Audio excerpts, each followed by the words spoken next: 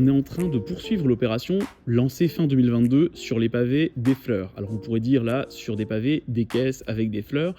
En fait, l'opération initiale qui a été menée avec l'association du Vieux Chaumont dès son départ, c'était de pouvoir verdir les pieds de façade et rendre la ville d'ailleurs plus belle, plus verte, pour des raisons de nature, mais aussi pour des raisons de beauté, tout simplement. L'idée, c'est d'habiller aussi nos façades et de mettre en valeur le patrimoine avec le végétal.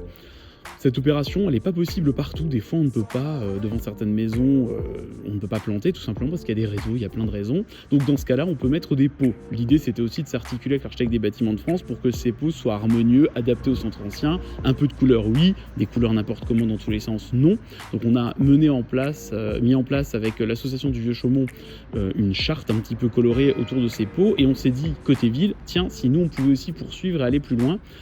Il se trouve qu'on a du mobilier urbain qui accueille du végétal, parfois notamment rue Victor de la Marne, qui n'est pas toujours cohérent. On s'est demandé si on ne pouvait pas harmoniser tout ça. Et comme dans nos stocks, on avait une vingtaine de caisses type Versailles qui attendaient d'être remises un jour en état sur le marché, eh bien, on a décidé de les utiliser en les reconditionnant tout simplement.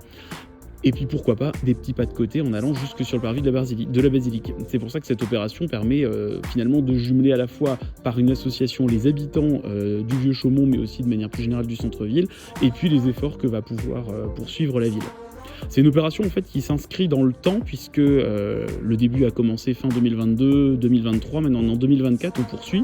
Donc les caisses se déploient, donc il y a le parvis de la basilique, ça lui donne aussi un petit peu de couleur tout en étant bien intégré au paysage.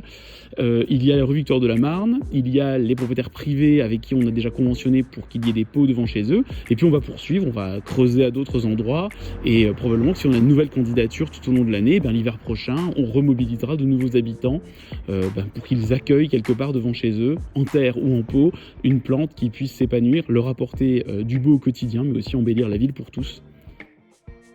Donc cette opération, en fait, elle a été réalisée avant tout avec nos services qui s'occupent des espaces naturels et des jardins, des parcs et jardins.